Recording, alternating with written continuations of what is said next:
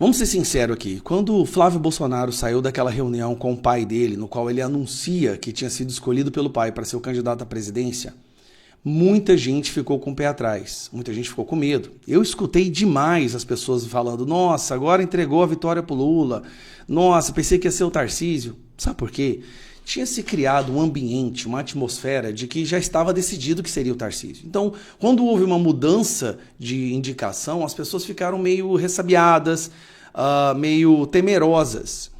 E eu ouvi isso de muita gente. Mas alguma coisa muito estranha está acontecendo de lá para cá e você tem que concordar comigo. Ontem eu estava conversando com um amigo meu que foi uma dessas pessoas que disse, nossa, entregou a vitória pro Lula. Ontem ele mandou mensagem para mim falando, cara, no começo eu também duvidei, agora eu acredito.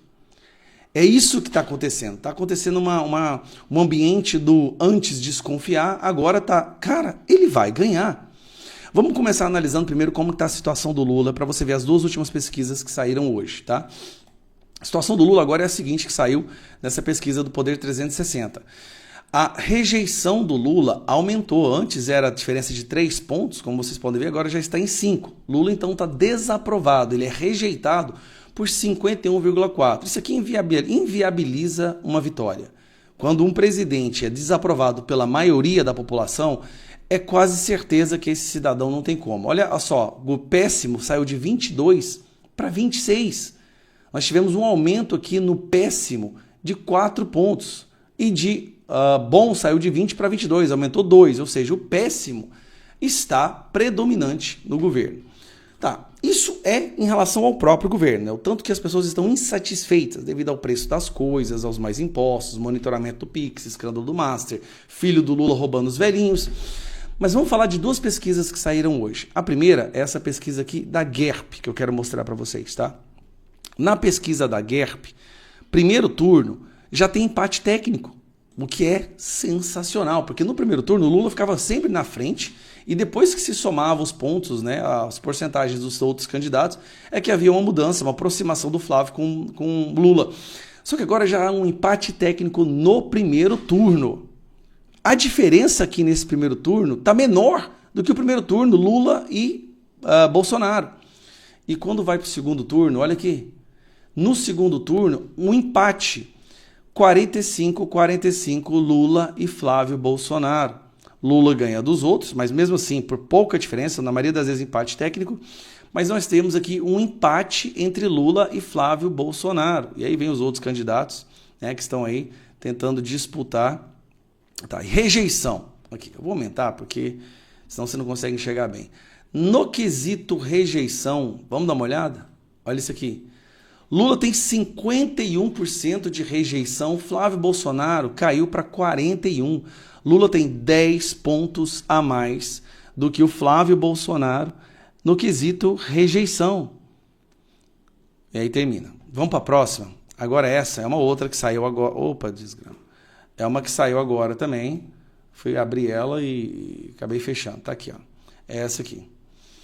Lula vê vantagem para Flávio Bolsonaro diminuir no segundo turno e tem cenário estável com outros adversários. Isso aqui é uma outra, isso aqui já é o Meio Ideia, é um outro instituto de pesquisa que também publicou o resultado hoje. Aqui já mostra empate técnico, Lula com 41,1 e Flávio Bolsonaro com 41 e Lula com 45, ou seja, 4 pontos de diferença, sendo que a margem de erro dessa pesquisa é de mais de 2 pontos. E lembrando, o Flávio tinha 36 na última pesquisa. Ele saiu de 36 para 41. Ele subiu 5 pontos enquanto o Lula continua estacionado.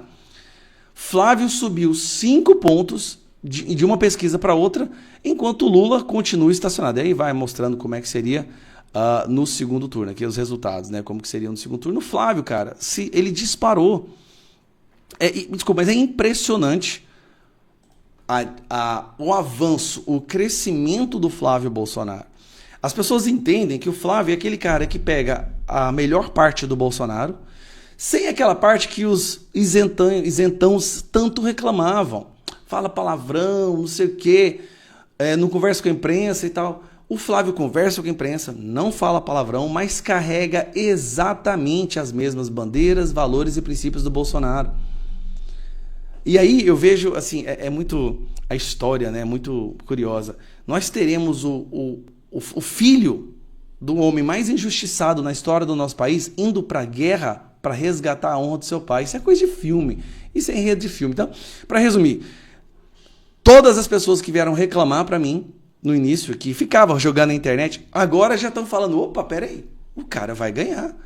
Lula tá derretendo, Flávio tá crescendo, o centro já está se aproximando do Flávio, porque nem o centro aguenta mais o Lula. Aí tá vindo União, PP, PSD. Isso é muito bom. Isso é...